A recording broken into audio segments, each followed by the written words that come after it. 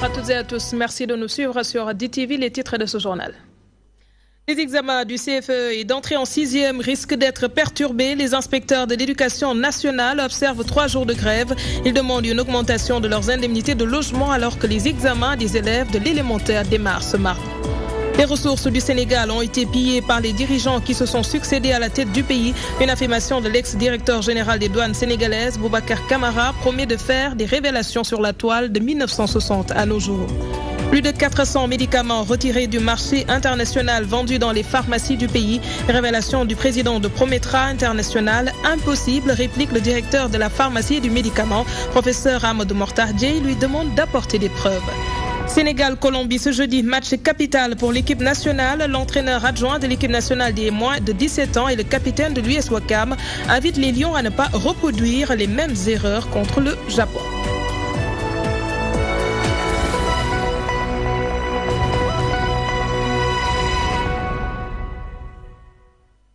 Quatrième plan d'action des inspectrices et inspecteurs de l'éducation nationale. Ces travailleurs veulent que leur indemnité de logement soit revue à la hausse sans oublier d'améliorer leur cadre réglementaire et de gestion de leur carrière. L'organisation syndicale appelle le gouvernement à organiser une plénière pour discuter de toutes ces questions. À défaut de quoi, ils menacent d'appliquer leur 5e plan d'action. Le point avec Mohamedou Diallo. L'inspecteur de l'éducation nationale hausse le ton. Son 4e plan d'action prend effet à compter de ce lundi jusqu'au 7 juillet 2018. Autour du gel des examens professionnels, du préscolaire au moyen secondaire, autour de la grève totale dans les CRFPE, les lundis, mardis, mercredis de cette semaine.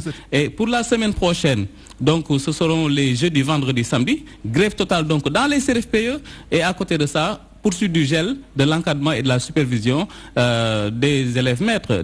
Le SIENS exige le respect du protocole d'accord de 2014. Actuellement, au niveau des membres des codes de contrôle, il y a un malaise.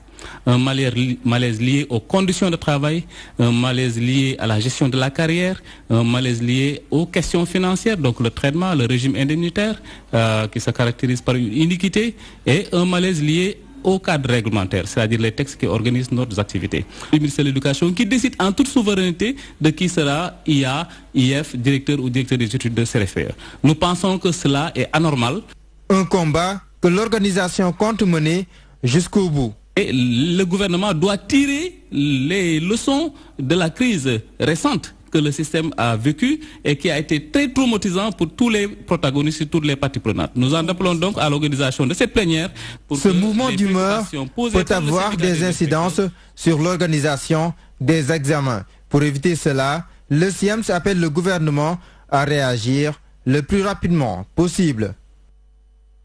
Plus de 265 000 candidats vont composer pour les examens du CFE et d'entrer en 6e, un nombre qui peut augmenter si on se fie aux propos du directeur des examens et concours, Amadou Mortar Ndiaye. À l'école HLM Grand Yoff et au groupe scolaire Solidarité, les potages sont confiants et disent être suffisamment préparés pour les examens qui démarrent ce mardi 26 juin. On en parle avec Adja Ndiaye. Sourire aux lèvres, confiants et hâte d'être au jour J, ces candidats du CFE sont faits prêts pour les examens. Ils confient que le moral est un bon point. Je vois cet examen comme une composition. Parce que les examens et les compositions sont les mêmes. On a seulement changé le nom. On a dit seulement examen. Mais il y a certains élèves qui sont peur. Parce que c'est seulement, on a changé seulement le nom. Je suis prêt pour demain l'examen du CFE. Nous, chaque jour que j'ai fait, on révise. Quand on vient, on révise. Chaque jour, on révise. Je félicite notre maître. On est déjà prêt parce que notre maître nous a fait entraîner tous les jours pour nous apprendre comment on fait l'examen et comment on le quitte, comment ça se déroule. Pour ces responsables, les élèves ont déjà été préparés aux épreuves grâce aux essais effectués. Nous avons fait l'essentiel. On n'a pas eu de perturbations. Et le reste, on s'en remet à Dieu. Moral est au beau fixe, les élèves sont confiants à l'examen final, mais auparavant, on avait fait pratiquement 5 essais pour préparer l'examen. Avec les 2 essais, on a eu à repérer les élèves peut-être qui pourraient venir en retard. Nous avons convoqué les parents pour vraiment leur parler pour mettre les élèves à disposition, pouvant les permettre de se présenter à l'heure. D'ailleurs, les petits changements opérés cette année ne feront pas de différence pour les élèves. On nous avait informé d'un nouveau format de l'examen. Ça aussi, je ne crois pas qu'on puisse avoir de problème là-dessus, parce que lors du test national, on avait mis les élèves dans les conditions de l'examen. Pour moi, ce n'est pas un grand changement. Ça ne doit pas affecter les élèves. À cette veille des examens du CFE, les élèves viennent un à un récupérer leur convocation. Dans ce centre de HLM Grand Yoff, tout est fin prêt pour recevoir ses candidats. Ce 26 juin 2018. À Anne-Belair, plus d'une centaine d'élèves ont été primés. Il s'agit des meilleurs qui se sont distingués durant l'année scolaire. Ces élèves ont reçu des fournitures scolaires. La municipalité cherche à cultiver l'excellence selon le maire de la commune. La localité veut tout simplement mettre les élèves de cette localité dans de bonnes conditions d'études. Babacar Meng est avec Abdoulaye Wanyanga. La tenue de cet événement qui est très important, comme vous le savez, pour les élèves, pour l'école Jorény, donc c'est à la cérémonie traditionnelle de fête d'excellence. Comme vous le savez, le conseil municipal accorde une importance capitale à l'éducation. Et c'est pour ça que mes collègues élus, en fait, et l'ensemble du personnel éducatif se sont mobilisés aujourd'hui à faire en sorte que, effectivement, l'excellence soit une réalité dans cette commune, et nous sommes fiers de l'annoncer, de le dire, mais surtout de pouvoir maintenir en fait cette dynamique, hein, faire en sorte que l'excellence soit une réalité à Anne, mais surtout avoir la réputation d'être une école d'excellence au niveau de la commune de Anne-Belair, parce que nous venons de très loin. La commune de Anne-Belair tournait autour de 40-44% de résultats scolaires. Aujourd'hui, nous nous retrouvons à plus de 73-75%. Donc c'est pour vous dire un peu les performances qui ont été réalisées, mais surtout, en tout cas, saluer l'esprit, hein, parce que pendant tout au long de l'année scolaire, nous nous réunissons régulièrement avec le collectif donc des directeurs d'école. Nous avions une feuille de route, disons à l'issue du forum de l'éducation qui a été organisé en 2016, et depuis lors, en fait, nous observons en tout cas les bons résultats que nous obtenons.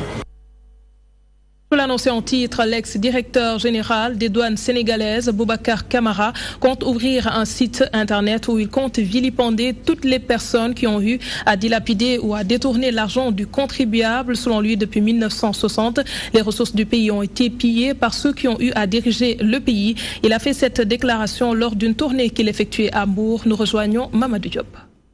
Lobalkati, c'est le site internet que le leader du mouvement politique Djengou Ngir Jëriñ Sénégal va mettre en place une fois président de la République. Objectif, vilipender toutes les personnes qui ont détourné ou délapidé les deniers publics. Depuis 1960, 58 ans, il y a plusieurs affaires. Chaque fois, on oublie l'ancienne affaire pour parler de la nouvelle affaire. Nous allons mettre en place un site qui s'appelle Loubalkat. On va regarder tous les loubalkat, ce qu'ils ont loubalé. On va les sortir, on va expliquer ça aux populations. Et ça va faire partie des thèmes de notre campagne. Toutes les affaires enterrées, nous allons les déterrer. En tournée dans le département de Mbour, Boubacar Camara persiste et signe que le Sénégal traverse une situation financière difficile. Vous avez 1 million dans les caisses, mais vous êtes endetté pour 2 millions. Et vous avez un revenu de 100 000 francs. Donc, au bout de l'année, vous avez comme revenu 100 000 francs par 12. Vous avez 1 200 000 par an. Vous êtes endetté à hauteur de 2 millions à rembourser. Et si, entre-temps, à un moment donné, à la trésorerie, vous avez dans votre caisse 1 million, c'est peut-être parce que vous n'avez pas encore bouffé ce que vous avez emprunté. Si vous dites aux gens que vous êtes riche, ça veut dire que vous vous moquez des gens. Sur un autre registre, l'ancien directeur général de la douane promet de faire de Mbour une région. C'est de faire de Mbour une région, déjà. Une région avec une potentialité, un plan d'aménagement du territoire qui définira de façon claire et nette toutes les infrastructures de santé et d'éducation à mettre en place en Mbour. Et pour ce qui est de la prochaine élection présidentielle, Boubacar Camara fait savoir que Djengou Ngir Jëriñ Sénégal sera dans une coalition forte pouvant renverser Macky Sall et son régime. Restons dans le chapitre politique. Un changement de régime en 2019 serait une catastrophe pour le Sénégal. Déclaration de l'ancien député Birane Gueye, qui est actuellement responsable de l'APR dans la commune de Touba, au cours d'un meeting de ralliement à l'APR. Le nouveau responsable de la mouvance présidentielle se fixe un objectif de 100 000 signatures pour le parrainage à Touba Mosquée. Toutefois, il faut signaler qu'il a enregistré le boycott de responsables locaux. La correspondance d'Elhadj Modou Gueye. La loi sur le parrainage intégral votée à l'Assemblée nationale, le travail sur le terrain commence. Au cours d'un meeting de ralliement à l'Alliance pour la République, Birane Gueye, un ancien de l'AFP qui avait gelé ses activités depuis plusieurs années, reprend du service et se fixe un objectif de 5 000 signatures avec ses partisans dans la ville sainte de Touba. Je leur ai dit qu'il faut désormais rassembler un certain nombre de signatures pour être candidat à la présidence de la République. Dans nos stratégies, nous avons rassemblé près de 100 groupements de 500 membres chacun. Ce sont les 5 000 signatures que nous venons de recueillir. Et on peut aller même au-delà.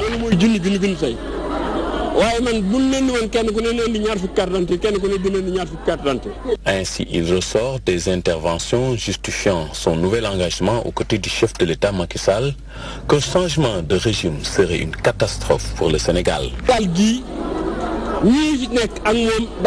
Ils sont tous pareils. S'il y a changement demain, en ce qui concerne notre pays, ce sera la croix et la bannière.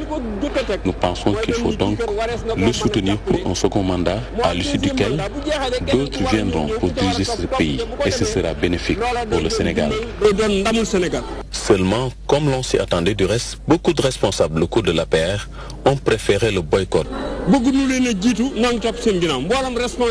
J'ai appelé tous les responsables locaux de l'APR pour leur expliquer ce que nous comptons leur apporter. Nous nous sommes rangés derrière eux. Certains y croient, d'autres n'y croient pas, d'autres attendent de voir plus clair. C'est ça la vie et nous les comprenons.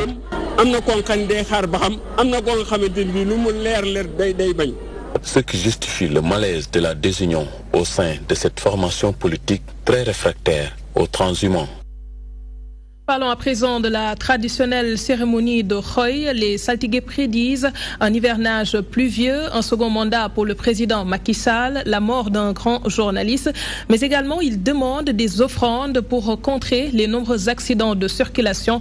Les saltigués annoncent également un conflit pétrolier entre le Sénégal et la Mauritanie. Ils demandent également aux populations de faire des offrandes. Ces saltigués disent que la politique, en tout cas la classe politique, sera endeuillée à quand la première forte pluie. Ils ne s'accordent pas sur une date. Code Ndiaye était sur place. Ils sont venus de localités différentes de la région de Fatick. Ce sont ces saltigués qui déploient toute leur énergie pour prédire l'avenir. Sur l'hivernage, ces saltigués du Sine rassurent les paysans.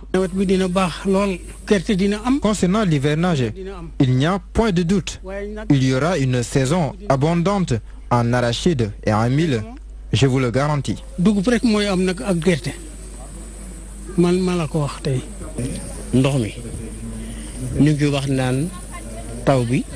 Certains parlent de mardi, d'autres de mercredi, concernant le jour de première pluie. Moi, je ne donne pas de jour, mais je vois la disparition d'un grand personnage avant cette échéance.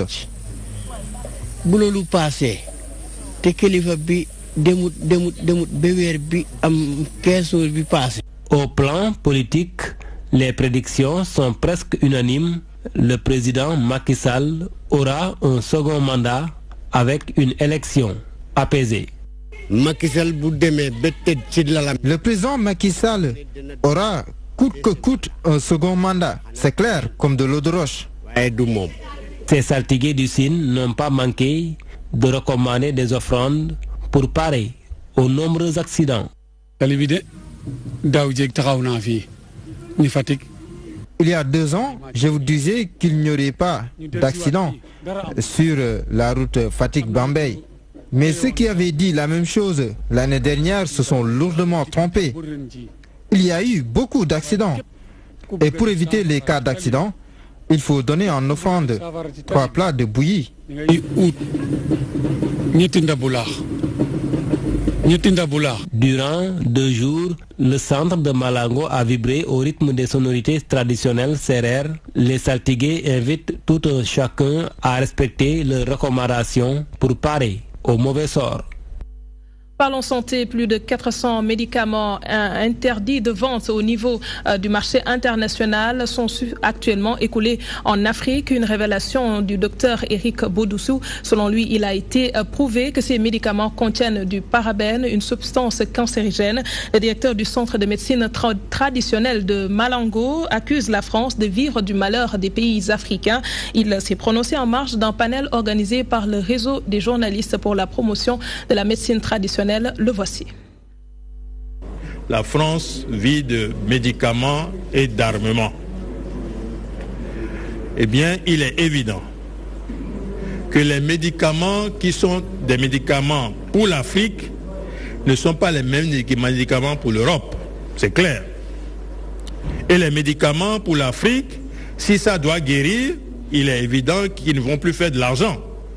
C'est clair. Si vous attendez que ce soit les Français ou les Européens qui trouvent des solutions pour le paludisme ou pour le vaccin du paludisme, vous rigolez. Parce que s'il n'y a plus de paludisme en Afrique, ils ne vont plus faire de business. Donc je pense qu'il faut soit clair. Au-delà de ça, il y a aujourd'hui plus de 400 médicaments qui sont interdits de vente en Europe et aux États-Unis parce que ces scientifiques ont prouvé que ces médicaments contiennent des parabènes. Et les parabènes sont cancérigènes. Mais ces médicaments sont en vente officielle dans nos pharmacies. Je pense que c'est préoccupant. Alors on est surpris que nous avons des cancers primitifs du foie, on est surpris qu'on a des AVC dans toutes les familles, on est surpris qu'on a des insuffisances rénales, on est surpris qu'on est diabétique, mais tout ceci là, mais c'est prévisible. Juste préciser que le directeur de la pharmacie et du médicament rejette fermement ces allégations du président de Prometra International, professeur Amadou Dieye, indique que le Sénégal dispose d'un système de pharmacovigilance. Par conséquent, il demande à Eric Boudoussou d'apporter des preuves par rapport à ce qu'il avance. Intéressons-nous à présent à la 12e Assemblée générale de la Fédération interafricaine des assureurs conseils. Pour cette année, l'accent est mis sur le courtage d'assurance face aux mutations. Occasion pour les assureurs conseils d'échanger sur les voies à entreprendre pour s'adapter à l'ère du digital. Aujourd'hui, il est urgent que les assureurs conseils travaillent davantage à développer l'offre d'assurance sur le continent africain. Les précisions de Ndeye Fatimlo. Avec le développement des TIC et l'assurance en ligne, entre autres, la concurrence devient de plus en plus rude. De nouveaux risques et besoins voient le jour. Il est alors nécessaire pour ces assureurs conseils d'innover et de s'adapter à l'ère du digital pour être plus performants. Il faut intégrer ça dans nos sociétés, aussi bien au niveau des compagnies d'assurance qu'au niveau des cabinets de courtage, parce que dans quelques années, ceux qui ne se seront pas mis au digital, ça va être comme des illettrés aujourd'hui. La notion client a changé. Maintenant, tout le monde sait que c'est la mobilité, c'est la rapidité qui font l'efficacité. Donc, nous avons jugé utile de réfléchir sur les voies et moyens pour adapter notre métier. Le marché africain représente 1% du marché mondial de l'assurance. Beaucoup d'Africains n'ont pas la culture de s'inscrire à une assurance. La sensibilisation est de mise. De façon générale, ça se développe, mais le taux de pénétration, vous avez entendu, il est toujours inférieur à 2%, ce qui est largement insuffisant par rapport aux pays développés. Donc il y a beaucoup de choses à faire. Il faut surtout créer la culture d'assurance parce que, hélas, cette culture-là n'existe pas. On n'a pas suffisamment, je dirais, instruit, formé, sensibilisé nos populations à l'assurance. Ces assureurs conseils sont l'interface entre les clients et les compagnies d'assurance preneurs de risques. L'innovation et l'adaptation ont été au cœur des débats de cette 12e Assemblée générale de la Fédération des assureurs conseils africains. Objectif, mieux prendre en charge et orienter les consommateurs au mieux de leurs intérêts et besoins de sécurité. La commission de protection des données personnelles est en train d'outiller les rédacteurs en chef du pays. Objectif, les former sur la protection des données personnelles depuis le scandale de Cambridge Analytica. Les enjeux en matière de cybersécurité sont plus que jamais d'actualité. C'est la raison pour laquelle le ministère de la Communication et la commission de protection des données personnelles appellent à plus de sensibilisation. On en parle avec Elodie Guillot.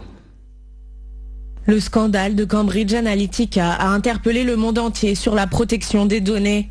Au Sénégal, la stratégie nationale de cybersécurité promeut un cyberespace de confiance, sécurisé et résilient pour tous en 2022. Le Sénégal, effectivement, a tout un dispositif, a tout un arsenal juridique pour assurer une meilleure protection des données des citoyens. Et ça, c'est extrêmement important. Les médias constituent un maillon essentiel dans le traitement des données personnelles. De ce fait, une formation des rédacteurs en chef sur la protection des données a été mise en place. Le rôle, effectivement, c'est de montrer en tout cas la sensibilité de certaines données, sensibiliser les journalistes davantage, les populations aussi de façon générale, sur l'utilisation notamment des nouvelles technologies, les TIC, sur l'utilisation simple même de leur iPhone ou de leur téléphone, l'utilisation abusive et non contrôlée des données sensibles peuvent ouvrir à beaucoup de problèmes. Depuis 2008, le Sénégal s'est doté d'une loi pour protéger les données à caractère personnel et a créé une commission chargée de veiller à la bonne application de cette loi. L'État a mis en place la délégation de l'entrepreneuriat rapide pour venir à bout de la question du chômage des jeunes. Les dépôts de projets se poursuivent jusqu'à présent. C'est ce que laisse entendre le ministre de la Jeunesse, Pape Gorgui Ndong, est convaincu que la DER est une opportunité de création d'emplois pour jeunes et femmes. Ce programme est financé à hauteur de 30 milliards de francs CFA. Pape Gorgui Ndong prenait part à un meeting à Podor, à Guédiawaye, organisé par le maire de Podor. On écoute avec Abdoulaye Wanyanga. La distribution de l'enveloppe budgétaire qui a été répartie dans l'ensemble des départements de Pikine, toutes les procédures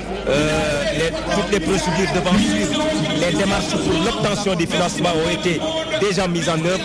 Il ne reste que quelques détails pour commencer immédiatement à financer l'ensemble de ces plans business. Le dépôt des plans business est ouvert. Nous attendons tout simplement de boucler la phase de dépôt de ces plans business pour évaluer l'ensemble de ces plans business et voir quels sont les projets qui vont être retenus pour pouvoir bénéficier de ces financements des jeunes. 4 milliards de francs CFA ont été financés l'année dernière. Cette année, 30 milliards de francs CFA. C'est ce qui traduit la volonté, l'ambition que le président de la République a de faire de notre jeunesse des créateurs d'emplois et non des demandeurs d'emploi. Puisque l'option du président de la République, c'est de stimuler tout le potentiel, tout le talent qui existe au niveau de la jeunesse pour le mettre au service du développement économique et social de notre pays. C'est lancé. Le chemin du véritable développement, nous l'avons déjà emprunté et ça nous mènera directement vers l'émergence de notre pays. Nous parlons de tout à fait autre chose. Le haut commandant de la gendarmerie nationale et le directeur général de la police nationale ont bouclé une visite de 3 jours à New York dans le cadre d'activités initiées par le département de maintien de la paix de l'ONU. L'intégration du personnel féminin au sein des forces de défense et de sécurité, également la prévention des conflits et la préservation de la vie ont été au menu des discussions. Général Maïsagnan s'est beaucoup appesanti sur le rôle de la femme dans les opérations de maintien de la paix. Pour plus de détails, nous suivons le haut commandant de la gendarmerie nationale. La gendarmerie nationale et la police nationale comptent en leur sein des femmes qui, depuis 1982 et plus tard en grand nombre à partir de 2008, constituent une bonne partie de nos effectifs. Et ces femmes sont d'une importance capitale parce que l'élément féminin a une touche particulière. D'abord pour certaines missions de fouille des personnels du même sexe, et également dans le domaine du renseignement et de la police judiciaire, les femmes sont d'un apport considérable. Au niveau des missions de maintien de la paix composante police civile, les femmes, comme je l'ai dit, ont une touche particulière en termes de renseignement, en termes de police judiciaire, mais également en termes de protection des groupes vulnérables, les femmes et les enfants. Parce que la mission principale des Nations Unies, c'est la protection des civils. Et parmi ces populations civiles, il y a des groupes vulnérables pour lesquels la femme a une touche particulière pour la prise en charge.